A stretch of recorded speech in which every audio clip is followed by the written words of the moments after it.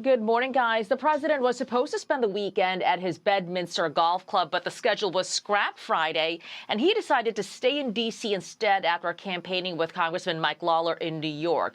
Regarding his son Don Jr.'s wedding, the president said this: "While I very much wanted to be with my son Don Jr. and the newest member of the Trump family, his soon-to-be wife Bettina, circumstances pertaining to government and my love for the United States of America do not allow me to do so. I feel it is important for me to remain in Washington, D.C. at the White House during this important period of time."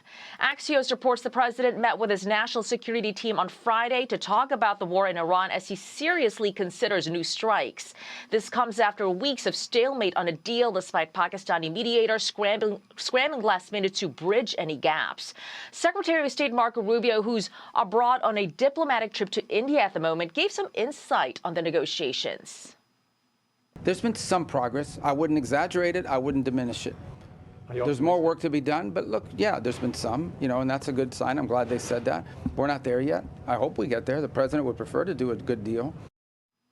But Rubio says Iran also wants to create a tolling system for the Strait of Hormuz, a scenario that he says is unacceptable.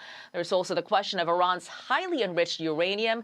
President Trump insists Iran won't be able to keep that stockpile, saying the U.S. will probably destroy it once they obtain it. Charlie, Rachel, and Griff. All right. Thank you so much, Maddie. Marco Rubio, you guys saying that he has a lot of support around the world in the idea of not allowing Iran to have this tolling system on the Strait of Hormuz. And he said, quote, that there was a lot of nods from these world leaders as he's been speaking to them about this deal. It's an international waterway, and the idea that anybody would accept the idea that a country can step into an international waterway and govern it and charge a toll is pretty unacceptable. And this is what Rubio said about the chances of a deal happening in the coming days. Watch. We all would love to see an agreement with Iran in which the straits are open and they abandon their nuclear ambitions and so forth, their nuclear weapons ambitions. But we also have to have a plan B. And plan B is, what if Iran refuses to open the straits? What do we do if a few weeks from now Iran decides, we don't care, we're going to keep the straits closed, we're going to sink any ship that doesn't listen to us or doesn't pay us? Then someone's going to have to do something about it. You asked me if I'm optimistic. I don't characterize it as optimistic or pessimistic. We're dealing with a very difficult group of people. And if it doesn't change, then the president's been clear he has other options.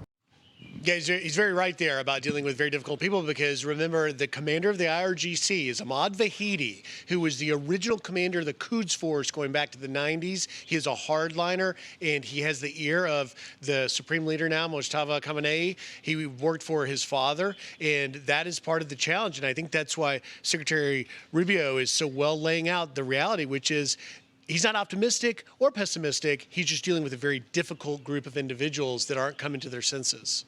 And do you think, Griff, that if we get to that point in a couple of weeks, as he said, I mean, the president, to his credit, has been very patient. He said, I could, continue this war. He's waiting patiently, coming back from, saying, I'm not going to go to my son's wedding. I'm going to remain here and try and get this deal done and take action if I have to, but I hope I don't have to.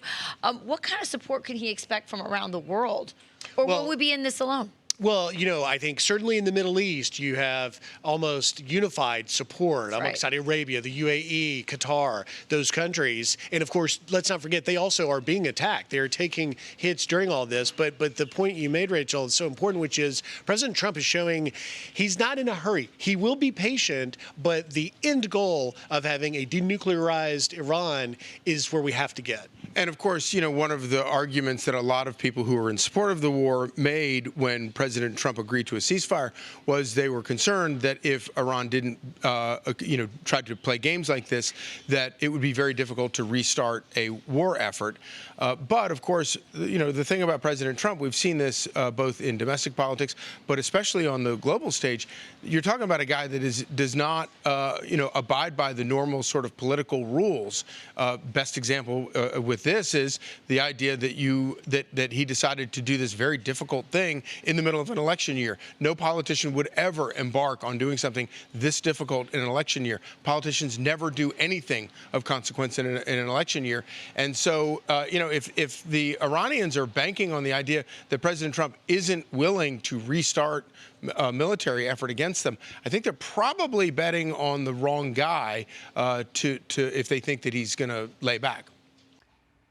Be sure to like and subscribe for all the Fox News latest on YouTube and catch full shows streaming now on Fox One.